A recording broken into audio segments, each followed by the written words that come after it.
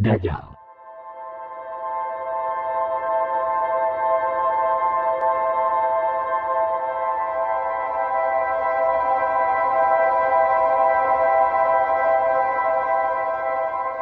Adalah seorang tokoh dalam eskatologi Islam yang akan muncul menjelang kiamat. Ia bukan dari golongan jin. Dajjal adalah Bani Adam. Keluarga Dajjal, ayah, ibu, kakek dan nenek moyangnya adalah penyembah berhala. Mereka keturunan Yahuda.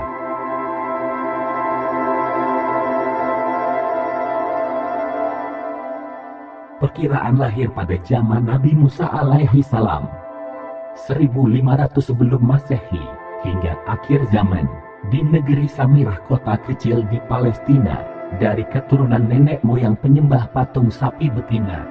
Ayah ibu Dajjal itu melewati perkawinannya selama 30 tahun tanpa melahirkan satu anak pun. Kemudian lahirlah anak laki-laki yang buta sebelah matanya. Ia menjadi seorang paling berbahaya dan paling sedikit manfaatnya.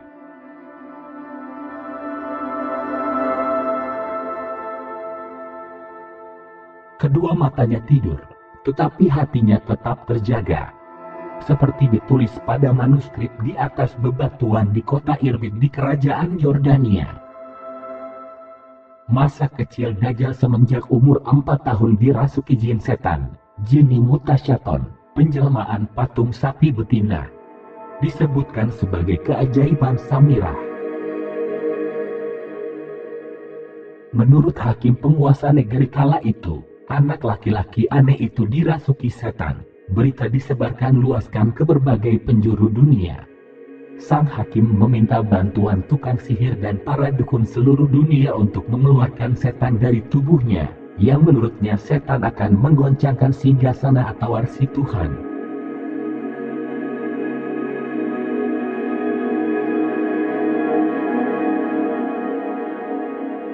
Tinggallah anak ajaib itu dalam pengawasan dan pemeliharaan hakim di istananya.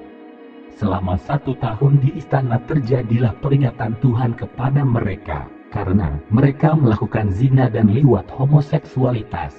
Maka seperti orang-orang Sodom dan Amorah, Allah memerintahkan Jibril untuk memendam mereka ke dalam bumi seperti dilakukan atas penduduk Sodom dan Amorah. Yang tersisa hanya seorang anak kecil yang berada di istana hakim.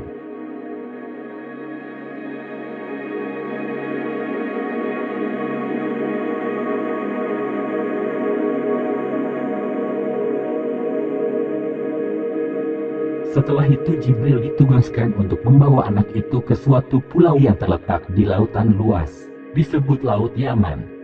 Ia bertugas menjenguknya setiap saat sesuai dengan perintah Allah untuk menjaga dan memelihara serta menyayanginya dengan memberi makan dan minum sampai waktu yang ditentukan. Allah menyayangi anak itu, seraya berfirman kepada Jibril, "Hai Jibril, anak itu adalah hambaku." Tetapi di akhir zaman ia mengaku sebagai Tuhan yang disembah di muka bumi. Aku akan mengutus orang yang akan membunuhnya pada suatu saat tertentu yang tidak akan diingkari oleh hambaku. Orang tersebut adalah seorang nabi yang diutus pada suatu masa dan ia menjadi wali tanpa wahyu pada menjelang akhir zaman.